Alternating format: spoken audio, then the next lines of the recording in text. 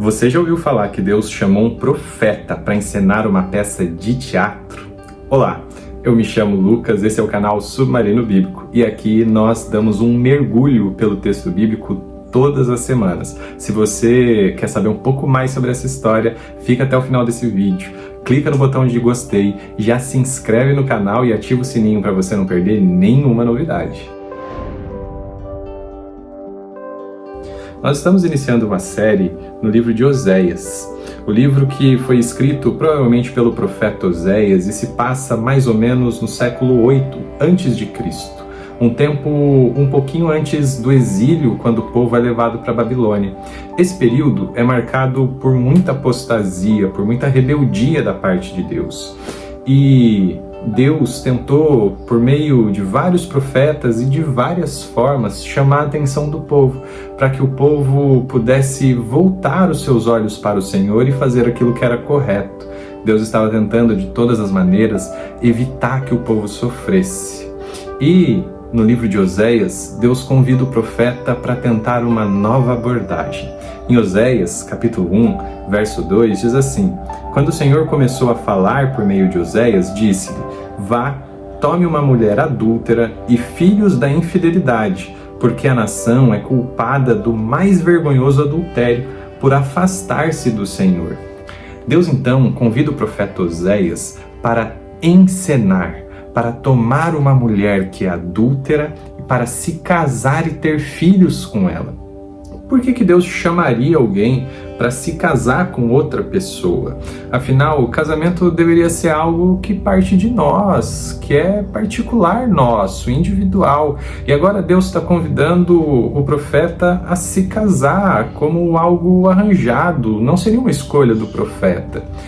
E Deus ainda compara o que essa mulher faz, essa mulher adúltera, com os pecados do povo, acusando o povo de infidelidade.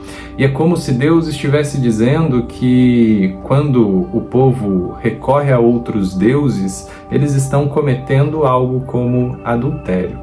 Isso faz todo sentido quando nós pensamos que a aliança que Deus fez com o povo é como um casamento. E se o povo que fez aliança com Deus, que se casou com Deus, agora recorre a outros deuses, isso seria então sim como um adultério. E agora Deus convida o profeta Oséias a se casar com essa mulher para representar o seu casamento com o povo. O profeta Oséias então vai interpretar, vai encenar aquilo que Deus é para a humanidade, enquanto a mulher adúltera vai encenar aquilo que o povo é. O curioso dentro desse livro e dentro desse capítulo em especial é que os nomes bíblicos e os seus significados trazem muito mais sentido para a história. O nome de Oséias, por exemplo, significa o Senhor é salvação, mas da sua mulher tem um significado um tanto quanto peculiar. Capítulo 1 de Oséias, verso 4, diz assim: verso 3. Por isso, ele se casou com Gomer, filha de Diblaim, e ela engravidou e deu-lhe um filho. Gomer significa completa ou perfeita. E quando nós pensamos nessa ideia de perfeito no texto bíblico, ela pode ter dois símbolos que são importantes para nós. O primeiro é a ideia de que não precisa ser mudado, que já é completo, já se finalizou. E a segunda ideia de perfeição dentro do texto bíblico é a ideia de que aquilo cumpre perfeitamente o seu propósito. Bom, quando nós pensamos na palavra de Deus, ela contém erros de grafia, erros de citação, erros de geografia ou de cálculo, de matemática. Mas no sentido bíblico de perfeição, ela é perfeita, porque o propósito dela é levar o homem à salvação, é levar o homem até Cristo. E através do texto bíblico nós conseguimos chegar até Jesus, que é o caminho até a salvação. Logo, a Bíblia é perfeita, não porque não contenha imperfeições, já que foi feita por seres humanos, foi escrita por seres humanos, mesmo vinda da parte de Deus, mas é perfeita porque cumpre o seu propósito. E nesse sentido, o nome de Gomer faz todo sentido, já que ela é a representante perfeita da humanidade para essa peça de teatro a qual Deus está convidando Oséias a encenar. Gomer, então, é a representante que mostra o lado infiel da humanidade. Deus, então, convida Oséias a se casar com essa mulher adúltera para que Oséias sentisse na pele aquilo que Deus sente. Mas não só isso, Deus convida Oséias a ter filhos com essa mulher. Verso 4 do capítulo 1. Então o Senhor disse a Oséias: dê-lhe o nome de Jezreel, porque logo castigarei a dinastia de Jeú por causa do massacre ocorrido em Jezreel. E darei fim ao reino de Israel. Naquele dia quebrarei o arco de Israel no vale de Jezreel. Os nomes são muito importantes. E aqui, Jezreel tem o sentido de Deus espalha. E é como se Deus estivesse dizendo: olha, eu vou espalhar vocês romperam a minha aliança, vocês quebraram com o pacto que eu tinha feito com vocês. E essa ideia de Deus espalhar ecoa a ideia que está presente lá em Gênesis, quando Deus chama Abraão e o convida à aliança, dizendo que a sua descendência seria tão numerosa quanto as estrelas do céu e que eles seriam ajuntados num só lugar. Jesus também fala um pouco disso quando vai dizer que ele é como uma galinha que tenta ajuntar os seus pintinhos debaixo das suas asas, por amor aos seus filhos. Jezreel, então, é o símbolo de que a rebeldia do povo de Deus faz com que Deus se ire e faz com que o povo perca essa aliança, quebre esse arco e se espalhe pela terra. O verso 6 fala do segundo filho de Gomer com Oséias. Gomer engravidou novamente e deu à luz a uma filha. Então o Senhor disse a Oséias: dê-lhe o nome de Lo-ruhamá, pois não mais mostrarei amor para com a nação de Israel, não ao ponto de perdoá-la. Contudo, tratarei com amor a nação de Judá, e eu lhe concederei vitória, não pelo arco, pela espada ou por combate, nem por cavalos e cavaleiros, mas pelo Senhor, o seu Deus. O segundo filho de Oséias se chama Lo-ruhamá, que quer dizer não amada, aquela que não é amada. E Deus quer dizer então que esse nome representa o sentimento do próprio Senhor. E aqui é curioso pensar que Deus está dizendo que não ama mais. Quando nós olhamos para o texto bíblico, e se eu te perguntasse como você poderia definir o Senhor, você provavelmente o definiria em uma palavra: Deus é amor. E como agora o Deus que é amor, o Deus que morreu na cruz, está dizendo que não ama mais o seu povo? Por que Deus está falando isso? E isso soa muito contraditório com relação a todo o restante do texto bíblico. Mas a verdade é que Deus está demonstrando como o pecado, como a infidelidade quebra a aliança e separa Deus do seu povo. É lógico que Deus tem amor pelo seu povo, mas isso não significa que o povo pode pecar deliberadamente, isso não significa que o povo pode se afastar do Senhor como se nada fosse acontecer, como se não houvesse nenhuma consequência com relação a tudo isso. Deus, então, através do filho de Oséias, passa um recado para o povo: vocês estão afastados de mim, e isso entristece o meu coração, é isso que Deus está dizendo. Mas Deus aqui também diz que não vai amar ao ponto de perdoar, mas vai amar uma nação, a nação de Judá. Aqui o contexto mostra para nós que Israel estava dividida em duas partes: Israel do norte e Israel do sul. E no sul ficava Judá e Jerusalém, a qual Deus preservou, diz o texto bíblico, por amor a Davi e por amor da sua descendência. Logo, Deus continuaria cuidando de Judá, que também era uma parte do seu povo. Mas não para por aí. Oséias tem outro filho, com Gomer, com outro nome, que também é impactante para essa história. Verso 7, aliás, o verso 8, diz assim: depois de desmamar Lo-ruhamá, Gomer teve outro filho.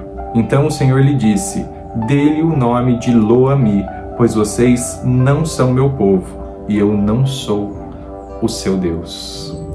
O terceiro filho de Oséias, com Gomer, se chama Lo-ammi, que quer dizer não o meu povo. E Deus agora está dizendo para a nação de Israel que eles não são mais o povo de Deus. E quão assustador pode parecer essa ideia de ser rejeitado pelo Deus a qual nós tínhamos um pacto, a qual nós tínhamos uma aliança. E quantos de nós nos sentimos assim pelo pecado? Quando pecamos e nos afastamos de Deus, sentimos que Deus não nos ama mais, não nos quer mais, ou não nos quer nos chamar de seu povo. E assim o pecado foi afastando esse povo de Deus a tal ponto que Deus está dizendo agora: olha, eu não amo mais vocês, vocês não são o meu povo. Quantas vezes você ouviu pregações dizendo que não importa o que você faça, Deus vai te amar, não é? Pois é. E agora, como é que a gente resolve isso? Porque Deus está dizendo aqui que não ama mais e está dizendo que esse povo não é mais povo dele. Como a gente resolve esse problema? O capítulo 1 finaliza no verso 10 e no verso 11 dizendo o seguinte: contudo, os israelitas ainda serão como a areia da praia, que não se pode medir nem contar. No lugar onde se dizia a eles: vocês não são meu povo, eles serão chamados filhos do Deus vivo. O povo de Judá e o povo de Israel serão reunidos, e eles designarão para si um só líder, e se levantarão da terra, pois será grande o dia de Jezreel. Deus então deixa uma centelha de esperança para o seu povo, dizendo que eles ainda serão tão numerosos como a areia da praia. Se lembra da promessa a Abraão? Que ele teria uma descendência tão numerosa quanto as estrelas do céu. Deus agora está dizendo que essa promessa ainda faz sentido, porque ele não quebra suas promessas ainda que você quebre. Eu quero te fazer pensar um pouquinho sobre essa aliança que nós firmamos com Deus. Assim como um casamento que pode ser rompido pela morte ou pelo adultério, se lembra quando o pastor ou o padre que casou alguém e você viu, falou assim: até que a morte o separe? Assim também, se você deseja se separar do seu cônjuge, ou se alguém deseja se separar do seu cônjuge, só há dois caminhos: a morte ou o adultério.